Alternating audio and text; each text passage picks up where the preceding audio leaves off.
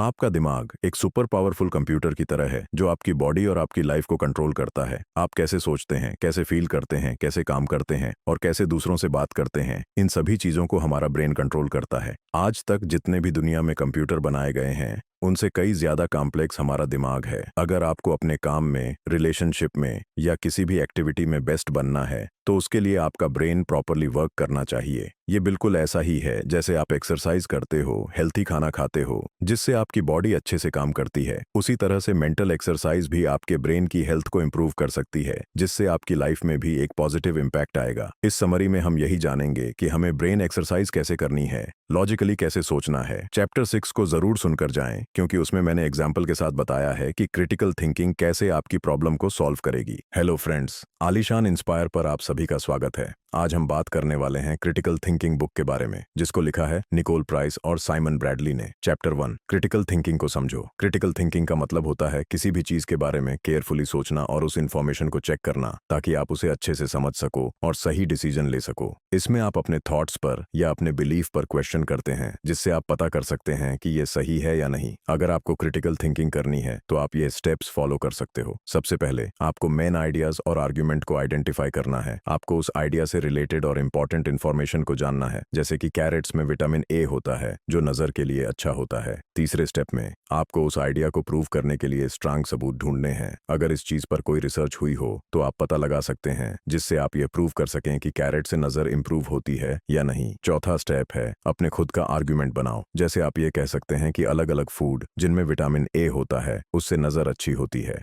पांचवें स्टेप में आपको आर्ग्यूमेंट में गैप और मिस्टेक्स का पता लगाना है। जैसे कैरेट्स के आर्ग्यूमेंट में बताया गया है कि सिर्फ कैरेट्स ही नजर को अच्छी करती है, पर यह सही नहीं है। छठे स्टेप में आपको सॉल्यूशन सजेस्ट करना चाहिए। आप कह सकते हैं कि आर्टिकल में दूसरे फूड को भी मेंशन करना चाहिए था जो नजर के लिए अच्छे होते हैं। क्रिटिकल थिंकिंग में आपको किसी भी फैक्ट को अच्छे से अंडरस्टैंड करना है और लॉजिकली समझना है। आपको किसी भी फैक्ट के बारे में डीप सोचना है, कहीं भी किसी से सुनकर कहीं भी बोलना नहीं है। एक क्रिटिकल थिंकर हमेशा आइडियाज को एनालाइज करता है और उसी नॉलेज को अपनी रियल लाइफ में अप्लाई करता है। सबसे बड़ा फायदा क्रिटिकल थिंकिंग का ये है कि यह आपको क्लियर सोचने में मदद करता है। इन्फॉर्मेशन को अलग अलग पार्ट्स में डिवाइड करके आप केयरफुली सोच सकते हैं और स्ट्रांग आर्ग्यूमेंट बना सकते हैं। आज के टाइम पर क्रिटिकल थिंकिंग बहुत ही जरूरी है क्योंकि आज हमारे पास जरूरत से ज्यादा इन्फॉर्मेशन है और उसको अच्छे से समझने के लिए और ऑर्गेनाइज करने के लिए क्रिटिकल थिंकिंग जरूरी है। क्रिटिकल थिंकिंग हमारी कम्युनिकेशन में भी हेल्प करती है क्योंकि अगर हम किसी भी बात को या आइडियाज को डीप तरीके से समझेंगे तो हम दूसरे लोगों को भी अच्छे से समझा पाएंगे, जिससे दूसरों को आपकी बात अच्छे से समझ आएगी और आपकी कम्युनिकेशन अच्छी हो जाएगी। क्रिटिकल थिंकिंग हमें क्रिएटिव बनने में भी मदद करती है क्योंकि इसमें हम अपने आइडियाज और थॉट्स पर क्वेश्चन करते हैं और चीजों को नए नजरिए से देखते हैं। क्रिटिकल थिंकिंग सबसे ज्यादा जरूरी है हमारी डेमोक्रेसी में या कहे लोकतंत्र में, क्योंकि यह हमें केयरफुली सोचने में मदद करता है और नेताओं को भी सही डिसीजन लेने में भी मदद करता है। वह एक अलग बात है कि आज पॉलिटिक्स में सब जनता का फायदा नहीं देखते बल्कि खुद का फायदा देखते हैं। चैप्टर 2,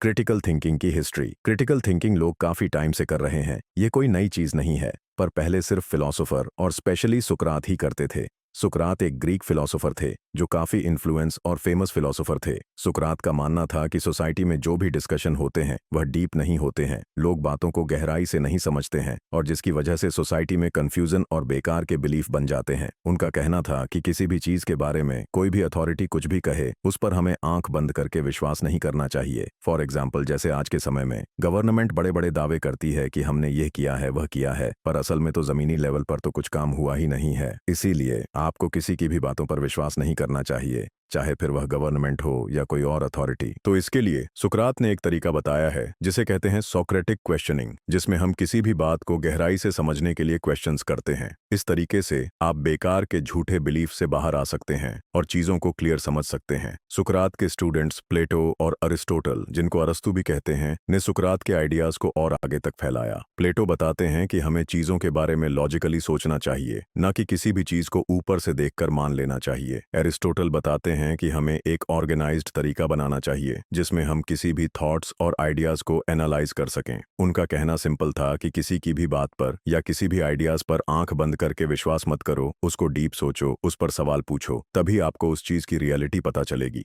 मिडिल एज में भी क्रिटिकल थिंकिंग ग्रो हो रही थी। उसमें थॉमस अवास का भी बहुत बड़ा हाथ था। उन्होंने एक बुक लिखी थी जिसका नाम था सुम्मा थियोलॉजिस, जिसमें उन्होंने एरिस्टोटल के लॉजिस को समझाया था। उनका यह मानना था कि किसी भी चीज में आस्था रखो, कोई प्रॉब्लम नहीं है, पर वह लॉजिकल होनी चाहिए। इलॉजिकल चीजों पर आपको बिलीव नहीं करना है। अविनाश ने लोगों को ये बताने में हेल्प की कि जो आप अपने में कर रहे हो वह करो, कोई प्रॉब्लम नहीं है, पर उसके पीछे का रीजन पता होना चाहिए। चलिए मैं आपको एक बहुत ही बढ़िया एग्जाम्पल देता हूँ। हिंदू धर्म में आपने देखा होगा कि लोग पीपल के पेड़ को पूजते हैं। अब देखने में तो बहुत से लोगों को लगेगा कि ये तो इलॉजिकल चीज है। इसके पीछे का रीजन ये है कि हम पीपल के पेड़ों को काटने से बचाना चाहते हैं, क्योंकि पीपल का पेड़ ही एक ऐसा पेड़ है जो रात को भी ऑक्सीजन देता है और बाकी पेड़ रात को कार्बन डाइऑक्साइड देते हैं। इसके बाद फ्रांसिस बेकन ने क्रिटिकल थिंकिंग पर और प्रोग्रेस की और उनका कहना था कि हमें इस दुनिया को ऑब्जर्व करना चाहिए और चीजों के लिए साइंटिफिक मेथड यूज करना चाहिए। अगर आपको हमारी आज की समरी अच्छी लगी तो हमारे चैनल आलीशान इंस्पायर को सब्सक्राइब करना ना भूलें। धन्यवाद।